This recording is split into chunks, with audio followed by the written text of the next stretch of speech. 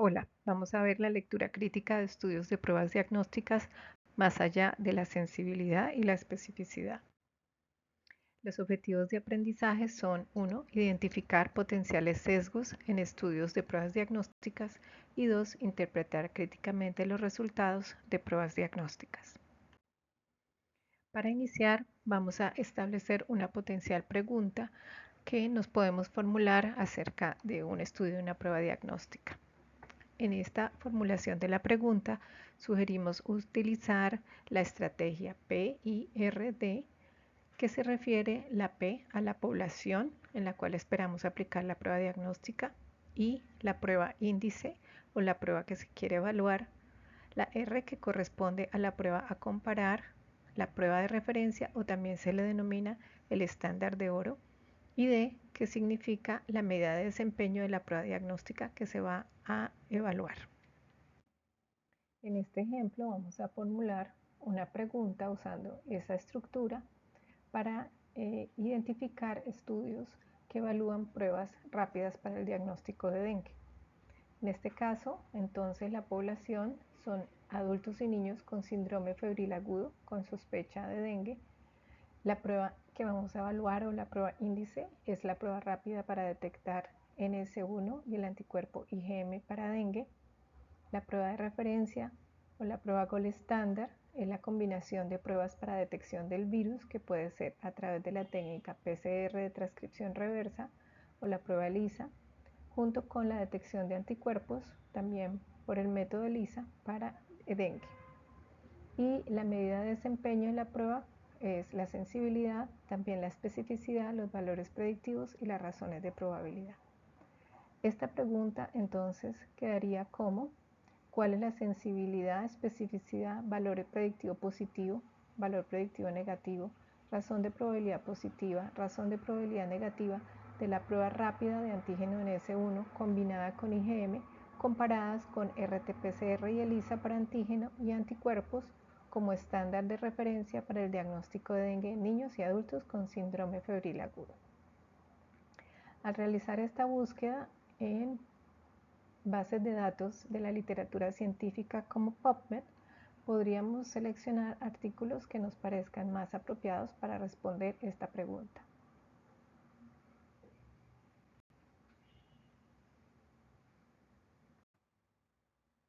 Para estructurar una fórmula de búsqueda en bases de datos bibliográficas, recordemos utilizar los operadores booleanos como OR y AND.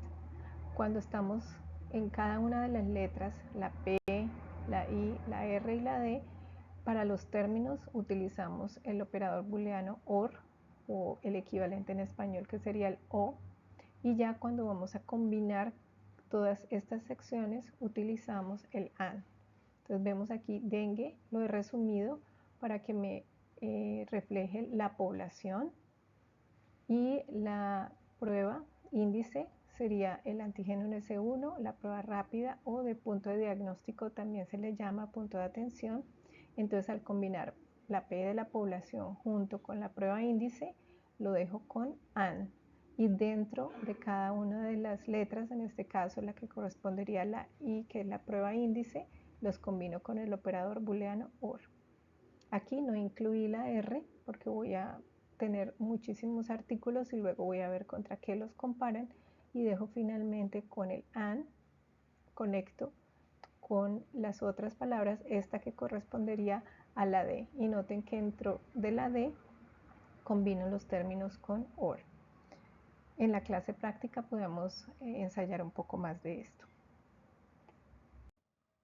Para este ejercicio seleccioné este artículo que evalúa el desempeño de la prueba diagnóstica de dengue en NS1 durante la epidemia de 2024 en Brasil, publicado en esta revista de métodos de virología. Al obtener un resultado de este estudio, vemos que se puede elaborar esta tabla 2x2, donde tenemos el resultado de la prueba rápida NS1 positivo, NS1 negativo, y los resultados de la prueba de referencia que usaron en este estudio, que fue la prueba RT-PCR. Aquí están aquellos que eran positivos por esta prueba y RT-PCR negativo por esta prueba. Al hacer los cálculos, encontramos que la sensibilidad reportada en este estudio de la prueba rápida del NS1 es del 87,2% y la especificidad del 92,7%.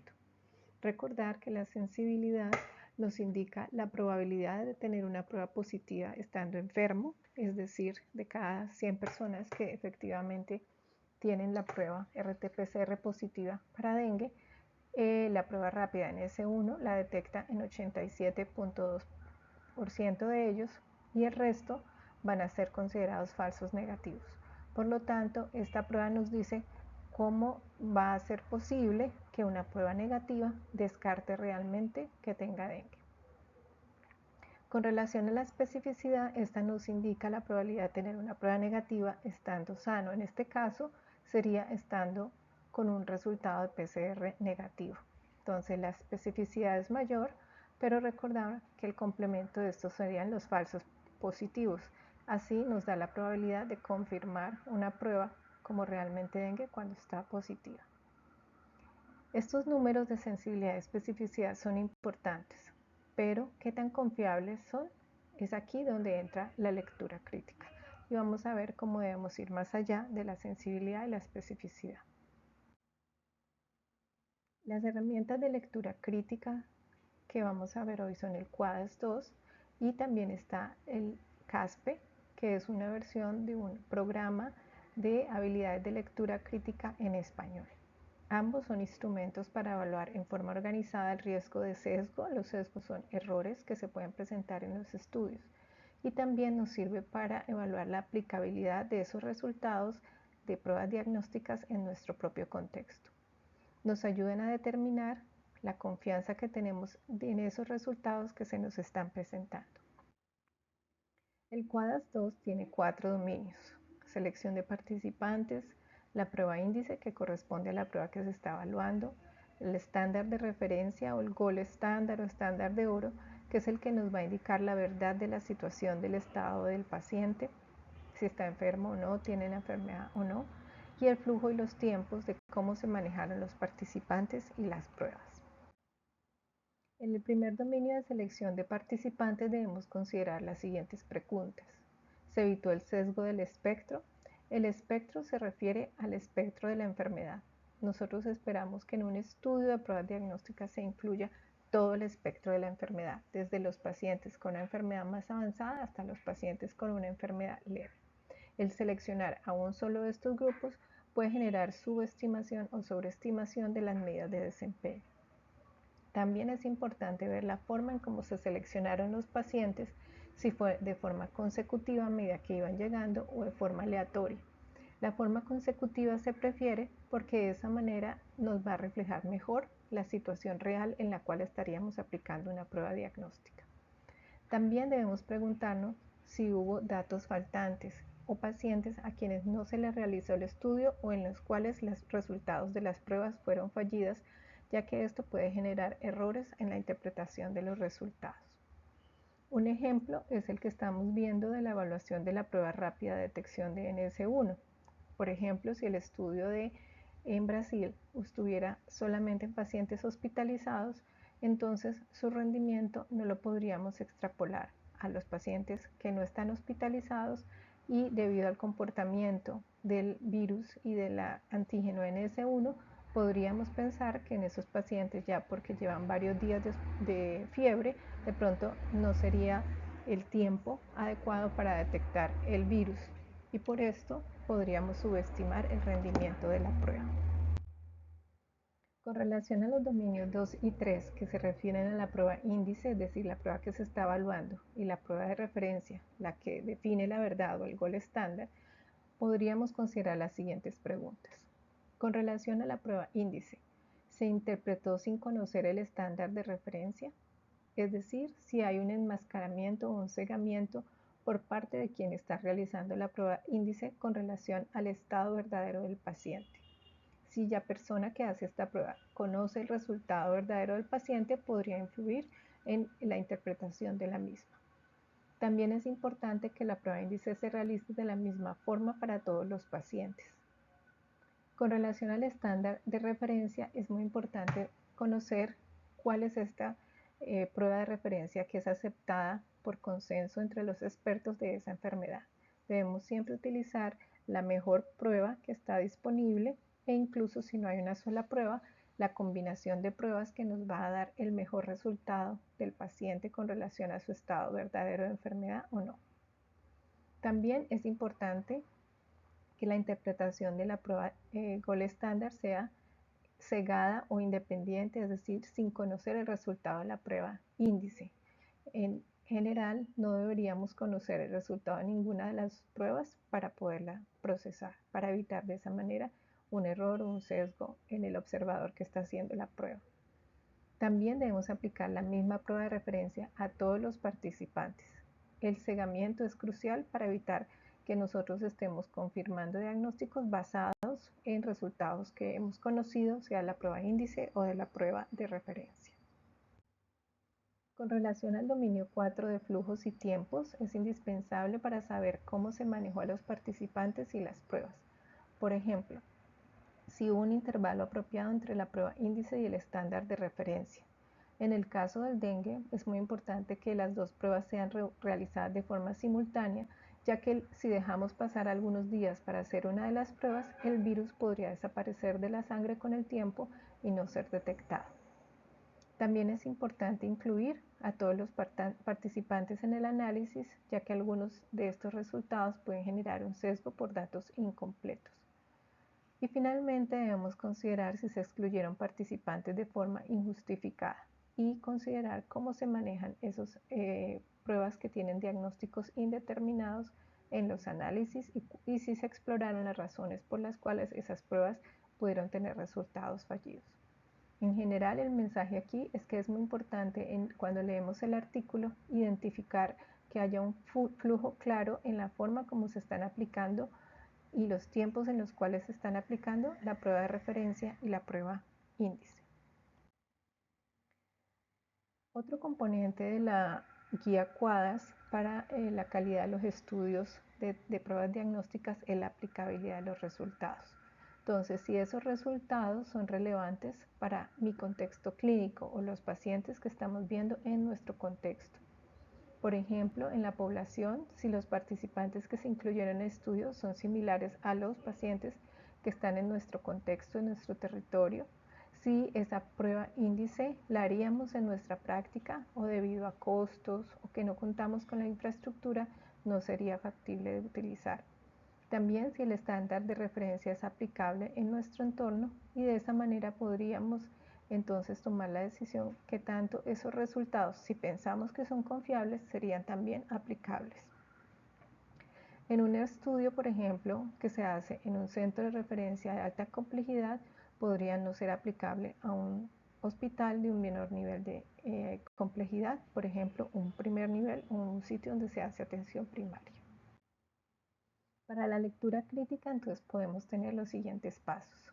Primero, entender la pregunta, qué es lo que se quiere responder en ese estudio, identificar cuál es la prueba índice y el estándar de referencia, aplicar QUADAS 2 para evaluar los posibles errores o sesgos que tenga ese estudio y si es adecuado, si confiamos en esos resultados, evaluar el siguiente componente que es la aplicabilidad. Interpretar esos resultados para saber qué tan confiables son los valores de sensibilidad, especificidad y las otras medidas de desempeño de las pruebas diagnósticas y considerar si es relevante para el contexto en que nos encontramos. En conclusión, finalmente, después de realizar todos estos pasos, tendríamos que responder si el resultado de ese estudio nos indica si deberíamos introducir esa prueba diagnóstica o no basadas en la evidencia. En este estudio vamos a ver un ejemplo corto que harían ustedes. Pensemos. Este es un estudio en el cual se evalúa una nueva prueba rápida para detectar malaria. Los participantes fueron seleccionados solo de pacientes hospitalizados con malaria que estaba confirmada por la gota gruesa por microscopía, pero no se incluyeron a personas con fiebre por otra causa. La prueba rápida la realiza el mismo técnico que luego valida con el microscopio. Pensemos qué dominios de QUADAS 2 les preocuparían y qué riesgo de sesgo identificarían.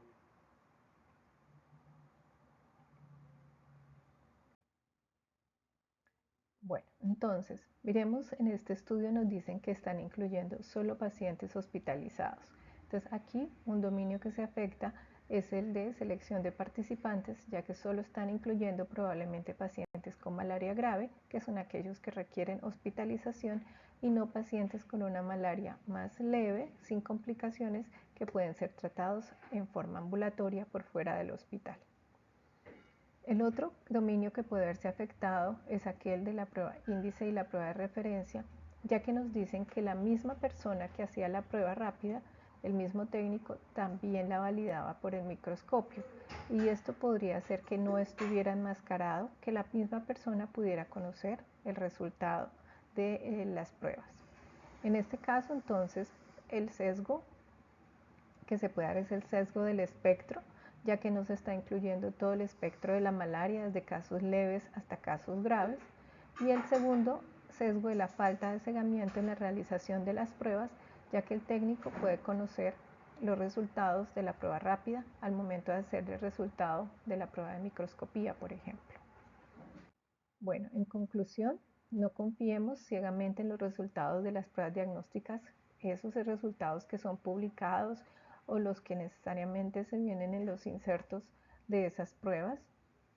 Podemos aplicar herramientas como QuADAS2 para que podamos evaluar por nuestros propios medios la calidad metodológica de esos estudios, y si confiamos en esa calidad podríamos considerar la aplicabilidad en nuestro contexto. De esa manera, la lectura crítica nos va a permitir tomar mejores decisiones para los pacientes y también para los laboratorios clínicos. El mensaje final es que la medicina basada en evidencia empieza con una evidencia muy bien evaluada, y esa evaluación se fortalece con la práctica.